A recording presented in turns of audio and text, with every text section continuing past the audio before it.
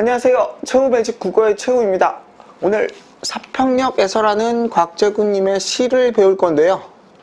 이 시는 곽재구님이 사평역에서라는 시를 쓴 후에 그 시에 큰 감동을 받은 임철우라는 분이, 곽재구와 임철우가 친구예요. 둘 다 대학 교수님들이죠. 이 시를 뼈대로 해서 사평역이라는 소설을 짓게 됩니다. 그래서 이 시의 내용이 많이 중첩되어 있긴 하지만 그 소설을 나름대로 좀 비춰본 그런 내용의 글이라고 볼 수 있겠네요. 그럼 이 소설을 배우기 전에 이 사평역에서라는 시가 어떤 식으로 만들어진 시고 어떤 내용을 담고 있는지 오늘 배워볼 수 있는 기회가 됐으면 좋겠습니다. 그래서 오늘 배울 건 사평역에서라는 시, 그리고 곽재구라는 사람이 지은 그 작품. 늘 시 배울 때 그렇듯이 이야기를 또 만들어 보도록 할게요. 영호라는 농부가 있었다고 칩시다. 농부. 아직 뭐 19살이고 되게 어리고. 영호는 아버지의 뜻을 따라 집에 농사일을 도와주던 그런 농부였어요. 영호는 묵묵히 소처럼 농사를 지으면서도 꿈이 있었어요. 내가 20살이 되는 해가 되면, 즉 성인이 되면 아버지에게 얘기를 해서 서울의 상경에서 장사를 좀 하고 싶다. 그래서 떼돈을 벌어서, 돈을 많이 벌어서 명절날 부모님께 용돈도 좀 드리고, 그리고 막 부자가 돼갖고 막 성공해 보겠다, 이런 꿈과 비전으로 가득한 그런 사람이었어요. 그런 청년이었어요. 옛날입니다. 옛날 농사를 짓다가 서울로 상경하는 사람이 많았던 그 시기라고 가정을 해봅시다. 영호가 묵묵히 일을 하다가 20살이 되던 해에 설날에 아버지께, 어머니께 세배를 드리고 나서 이야기를 합니다. 아버지, 뭐 눈치채셨겠지만 저는 이제 서울로 상경하려 합니다. 농사일을 못 거두는 것들을 용서해 주시고 서울을 상경해서 장사를 하려는 저를 응원해 주세요 라고 이야기를 하니까, 이미 눈치를 채고 있던 아버지가, 그래, 많은 돈은 도와주지 못하지만 그래도 자리 잡을 때까지 좀 도와줄 수 있는 돈을 최대한 좀 마련해 보겠다. 며칠 지난 후에 영호는 부푸른 꿈을 안고 서울에 오게 돼요. 영호는 뭐 아무 생각도 없이 서울에 온 건 아니에요. 영호는 서울에서 뭐 배추 장사를 하기로 마음 먹었다고 칩시다. 서울에 오자마자 제일 먼저 한 일은 무엇일까요? 뭐 저녁에 도착했을 테니 하룻밤 자야겠죠. 여관에서 하룻밤을 먼저 좀 세우고 하룻밤을 지내고, 그 다음 날부터 이제 살 집을 먼저 알아봐야 돼요. 그렇잖아요. 여관비 꽤 비싼데 매일같이 여관에서 잘 수도 없는 거고. 근데 생각해보세요. 배추 장사를 할 건데 배추 장사를 할 수 있는 곳과 가까운 곳에 영호의 삶의 터전을 얻을 수 있을까요? 안 되죠. 좀 싼 데로, 그리고 월세, 사글세로 변두리 집을 찾아갑니다. 변두리에 집을 마련하고 한 달에 꼬박꼬박 얼마씩 내야 되는, 그리고 예정대로 배추를 원가에 싼 값에 사갖고 서울에서 장사를 시작하려고 합니다. 근데 영호 같은 이런 직업을 가지고 있는 사람들은 집에 갈 때 늘 막차를 타고, 또 장사를 올 때 늘 첫 차를 타고, 이래야 그나마 자기한테 부여된 시간 중에 가장 긴 시간 동안 장사를 할 수 있을 테니까요. 막차가 끊겨버리면 막 택시 타고 오고, 그날 밤 아니면 뭐 장사하는 곳에서 하룻밤 묵고 이러면 뭐 돈이 또 다 뺏기겠죠. 돈이 또 다 뜯기겠죠. 그런 생각 때문에 이런 생활을 반복하다 보니까 이러저러한 일들이 생기게 되네요. 배추 장사라는 게 굉장히 많은 다른 사람들을 만나는 직업이잖아요. 선생님도 군대 가서 많이 느꼈는데, 진짜 군대 가면 별의별 사람들이 다 오게 됩니다. 많은 지역에서 많은 성격의 사람들을 만나면서 세상에는 정말 이런 사람도 있구나. 장사할 때는 더하죠. 장사하는 손님들이 이것저것 시비를 걸기도 하고, 이것저것 뭐 말동무를 하기도 하고, 물론 그 중에는 착한 손님들도 있죠. 주위에 뭐 힘을 내게 해주는. 근데 대부분 다 가격을 더 많이 깎아달라, 뭐 물건의 질이 좋지 않다, 그럼 막 괜한 시비를 거는 술 주정뱅이 꾼도 있을 수 있겠고요. 영호는 어쨌든 하루 벌어 하루 살고, 하루 벌어 하루 살고, 그러면서 저축도 좀 꼬박꼬박 하면서 아끼고 잘 살아갔고, 추석이 되자 부모님께 인사를 드리러 갈 수 있게 됐어요. 고향에 귀향을 해서 부모님 드릴 선물로 첫 빨간 내복도 사고 봉투에 돈도 넣어갖고 한 두루미의 굴비와 사과를 사가지고 자랑스럽게 금이 한양까지는 아니겠지만 어쨌든 갑니다. 기차 안에서도 그 굴비와 사과를 만지작거릴 수밖에 없는 거예요. 부모님께 드릴 첫 선물인데 잃어버리면 큰일 나잖아요. 혹시라도 누가 쳐갈까봐 만지작거리면서 그렇게 부모님께 가서 또 어머님은 또 평생에 자식 걱정에 만나자마자 영호야 너는 뭐 고생은 하지 않고 있니? 밥은 잘 먹고 다니느냐? 이런 얘기를 하실 때 영호 입장에서는 어때요? 자기 일이 고생스럽건 돈이 안 벌리건 간에 부모님한테 그런 얘기를 어필할 수는 없는 거죠. 저는 잘 지내고 있어요. 부모님 선물도 이렇게 사왔어요. 부모님 용돈도 이렇게 챙겨왔답니다. 저는 너무 잘 지내고 있어요. 이러면서 부모님께 안심을 드리고 20살밖에 안 됐지만 철이 참 잘 든 아이네요. 그러면서 부모님 고향에 온 김에 다시 도와드리고 추석 명절이 끝나고 다시 서울로 상경하게 되는 그런 영호의 삶. 추석이 지나고 몇 개월이 흐른 후에 영호는 또 여지없이 배추 장사를 열심히 하고 있는데 그날따라 뭐 고향 선배가 찾아왔다고 합시다. A라는 고향 선배. 알고 보니 이 선배는 서울에서 경찰이 되어 있네요. 오전에 딱 와서 영호 너 나의 고향 후배인데 여기서 배추 장사 하고 있었니? 뭐 내가 여기서 잘 봐줄게 어쩌고저쩌고. 오후에 딱 와서 얼굴 색깔이 딱 바뀌면서 너 여기서 장사하면 안 되는데 여기 뭐 노점상 단속을 나왔어. 나에게 좀 뒷돈을 얹어주면 내가 조용히 눈 감아줄게. 반나절 만에 싹. 영호는 어떻게 해요? 울며 겨자 먹기로 뒷돈을 막 채워줄 수밖에 없고 오후에는 B라는 사람이 와갖고 뭐 벌써부터 해가 이제 떨어졌는데 낮술을 먹었는지 뭐 배추에 침을 뱉으면서 막 어쩌고저쩌고 C라는 남자가 또 저녁 때 와갖고 또 술주정을 하면서 배추에 뭐 침을 뱉으면서 이 배추를 희생하지 않다고 다 막 못쓰게 만들고 이런저런 안 좋은 일들이 겹친 영호는 오늘 나도 오랜만에 술이나 먹으면서 나 인생 한탄이나 해보자. 장사를 일찍 접고 혼자 막 깡소주를 막 들이켜 술에 취하도록 잠이 그냥 들고 말았어요.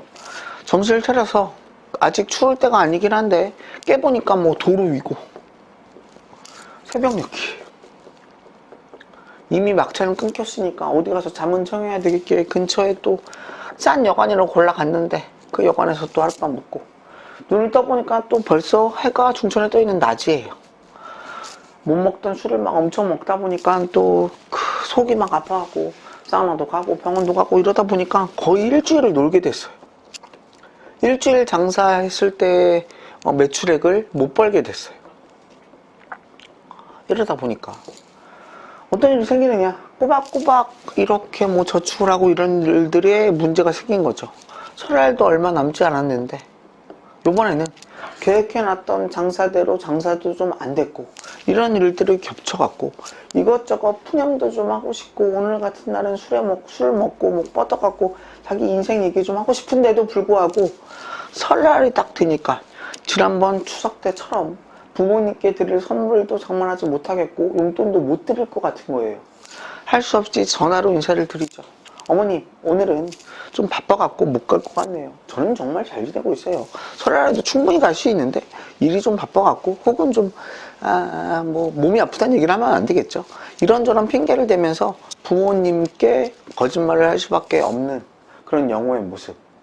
그랬을 때 영호가 느끼는 감정들. 영호 서민의 전형이죠. 이런 이야기들을 가지고 이 시를 한번 풀어볼게요. 첫 줄부터 막차는 좀처럼 오지 않았다. 아까 얘기했죠. 막차. 지금은 뭐 연인들이 로맨틱한 분위기를 자아내기 위해서 이런 걸 탈 수도 있겠지만 옛날에는 서민들이 주로 이용했던 그리고 연착이 늘 있었던 기차가 예정된 시간에 오지 않는 걸 연착이라고 합니다. 지금 말로 따지면 막 연착 한 번 때문에 시민들 난리가 나죠. 근데 옛날에는 이런 게 비일비재했다고 해요. 어쨌든 그 막차는 좀처럼 오지 않았다. 쓸쓸한 분위기 속에서 대합실 밖에는 밤새 송이 눈이 쌓이고 계절적 배경은 겨울인 것 같아요. 밤에 송이 눈이 쌓인다. 계절적 배경을 나타내는 시어로 눈이라는 건 절대적인 거죠. 시험에 많이 나오는 것 중에 하나가 계절적 배경을 나타내는 시어로 서리가 많이 나오거든요. 서리가 눈 내리기 전에 약하게 내리는, 낮게 내리는 눈 같은 거 있죠. 근데 이 서리를 보면 눈의 한 종류니까 당연히 이 글의 계절적 배경은 겨울이다라고 생각하기 쉬운데, 서리는 가을에 내립니다. 가을. 우리나라 시에서 서리라는 걸로 계절적 배경을 드러낸다고 하면 가을이라고 생각하는 거 잊지 마시고요. 어쨌든 흰 보라 수수꽃 눈시린 유리창마다 톱밥 난로가 지펴지고 있었다. 대합실이 이렇게 있으면요, 난로의 위치는 어디가 적당할까요? 당연히 가운데에 있겠죠. 그럼 이 가운데 겨울날 난로가 이렇게 있으면 사람들은 이 난로를 둘러싸고 이렇게 모여 앉을 겁니다. 근데 이렇게 모여 앉은 사람들 가운데서 난로가 없으면 어떤 일들이 벌어지죠? 서로 상대방끼리 뭐 노려보고 이렇게 서로 막 야리다가, 너 뭐 야리냐? 너 몇 살이냐? 뭐 민증 까자? 이러면서 싸움 붙게 되는 게 요즘 세태죠. 옛날에도 마찬가지였고요. 근데 이 난로가 있음으로 인해서 서로 시선이 마주칠 일이 없고, 서로 각각 난로를 바라보면서 각자의 상념에 빠져들 수 있는 그런 계기를 만들어주는 게 바로 이 톱밥 난로의 기능이라고 할 수 있겠습니다. 그러면서 이 사평역 같은 소설도 길게 각각의 에피소드를 다 정리할 수 있는 이야기가 만들어지는 거죠. 금음처럼 몇은 졸고 몇은 감기에 쿨럭이고, 대부분 오늘 하루 노동을 마치고 왔고요. 그리고 겨울에 감기를 달고 사는 사람들이에요. 그러니까 건강 상태가 그다지 좋지 않은 서민들. 그리웠던 순간들을 생각하며 나는, 이들에게도 많이 그리웠던 순간들이 있겠죠. 영호의 입장에선 처음 추석 때 부모님께 갔다 왔던 기억, 어린 시절, 유년 시절에 농사를 건강하게 짓고 되게 아름답게 지었던 그런 기억들, 이걸 생각하면서 나는 한 줌의 톱밥을 불빛 속에 던져주었다. 이들을 둘러서, 이들을 가운데에 있는 게 톱밥 난로였잖아요. 톱밥을 재료로 이 난로가 붉게 타고 있는 건데, 모두 다 하루 일과에 지친 사람들이 톱밥 난로에 톱밥을 넣는, 손 하나 까딱하기 힘든 그런 상황일 거예요. 이때 톱밥 난로에 톱밥을 넣어주는 시저과자의 모습들, 이걸 통해서 나가 뭔가 그들에게 사랑의 행위를, 따뜻한 인간애에서 비롯된 행위라고 볼 수 있겠죠. 내면 깊숙이 할 말들은 가득해도, 아까 영어를 생각해 보십시오. 고향 선배라고 하는 게 반나절 만에 안색을 바꿔갖고 나를 단속한다네. 이 집새끼 B라는 애가 와갖고 대낮부터 술에 취해갖고 내 배추에 침을 뱉네요. 내면 깊숙이 할 말들은 가득한 사람들이 모인 자리예요. 그렇지 않겠습니까? 내면 깊숙이 할 말들은 가득해도 청색의 손바닥, 손이 추우면 푸른색을 이루게 되죠. 이렇게 고생한 손바닥을 불빛 속에 적셔두고 모두들 아무 말도 하지 않았다. 아무도 할 말이 없는 거예요. 할 말을 하면 안 된다는 걸 아는 거예요. 왜? 아까 영어에 대한 개인적인 극단적인 얘기했지만, 이런 걸로 할 말들을 술 먹고 뻗으면서 다 하다 보니까 일주일을 그냥 공쳤고, 이번 설날에는 부모님께 가지도 못하는 그런 불상사가 일어나니까, 산다는 것이 때론 술에 취한 듯 한두름의 굴비 한 강주리의 사과를 만지작거리며 기양하는 기분으로 침묵해야 한다는 것을 모두들 알고 있었다. 그러니까 영호 같은 입장에서 추석 때 막 한두름의 굴비 한 강주리의 사과를 그것도 누가 훔쳐갈 거가 만지작거리면서 그런 기분으로 고향에 기양해야 부모님을 볼 수 있다는 것을 모두들 알고 있었다. 서민이기에 돈 벌기가 쉽지가 않으니까요. 오늘 하루 할 말들을 가득할 그 말들을 다 함으로 인해서 스트레스는 풀릴지 몰라도 돈을 못 벌면 안 된다는 걸 모두들 알고 있었다. 이렇게 침묵해야 된다는 게 마치 습관처럼 몸에 체화가 돼 있는 거죠. 오래 앓은 기침 소리와 쓴 약 같은 입술 담배 연기 속에서 싸락싸락 눈꽃은 쌓이고, 대합실의 분위기 역시 쓸쓸하고 공허합니다. 조용합니다. 허전합니다. 그래, 지금은 모두들 눈꽃의 화음에 귀를 적신다. 지금처럼 스마트폰이 있겠습니까? 뭐가 있겠습니까? 막차가 연착되고 있고요. 겨울인데 할 게 없죠. 톱밥날을 비추면서. 그래도 삶의 여유랄까? 조그만 여유랄까? 막차를 기다리면서 할 게 없으니까 눈이 떨어지는 소리를 들으면서 눈꽃의 화음에 귀를 적신다. 자정 넘으면 낯설음도 뼈아프도 다 설원인데, 설원이란 건 눈 덮인 산 이런 걸 이야기하는 건데요. 덮는다라는 입장을 여러분들도 생각해 보길 바라요. 우리도 고민들이 있습니다. 갈등들이 있습니다. 즉 여러분들도 제일 큰 갈등과 고민은 공부에 대한 갈등이겠지만 이거 말고도 여러분들도 많이 고민들이 있겠죠. 이런 것들이 있을 때 내가 살면서 감당하기 힘든 버거운 그런 고민들이 있다. 이걸 어떻게 할까? 잠도 잘 안 오는 걸? 이런 생각을 좀 한번 해봤으면 좋겠어요. 지금 이것처럼 자정 넘으면 낯설음도 뼈아픔도 다 설원인데 어떤 생각을 해보는 게 좋겠냐면 여러분들은 작년에도 감당하기 버거운 고민들과 생각들이 있었을 거예요. 재작년에도 마찬가지고요. 우리 인생을 처음부터 죽을 때까지로 한번 생각을 해봅시다. 감당하기 힘든, 감당하기 버거운 고민들과 갈등들이 인생을 살면서 몇 번이나 올까요? 나는 순풍에 돛단 배처럼 지구는 나를 중심으로 돌고 있으니까 내 인생에서는 한 번도 그런 고민이 없을 것이다. 그렇게 확신할 수 있는 사람이 몇 명이나 있을까요? 아마 아무도 없을걸요? 선생님도 마찬가지고 여러분들도 마찬가지입니다. 고민들이 인생에 한 번, 두 번, 세 번, 네 번, 10번쯤은 생길 수 있을 거라고 다들 알고 있어요. 그런데 내가 막상 감당하기 버거운 고민들이 왔을 때 왜 나한테 이런 고민이 오지? 이걸 어떻게 해결하지? 되게 감당하기 버거워하고 힘들어합니다. 근데 여러분들이 2년 전에, 1년 전에 감당하기 버거웠던 고민들은 지금 어디로 갔죠? 기억조차 나지 않아요. 그런 생각을 해보세요. 내가 지금 감당하기 버거운 고민이 왔다. 내 인생을 살면서 오게 될 몇 번의 고민들, 감당하기 힘든 일들, 이런 것들이 지금 나에게 온 것뿐이다. 이것도 때가 되면 눈이 모두 다 산을 덮듯이 나의 고민과 갈등들도 내년이 되면 이제 기억도 못할 정도로 다 사라질 것이다 라는 생각을 했으면 좋겠습니다. 모두가 해결되고 결정될 때가 다 있는 법이다.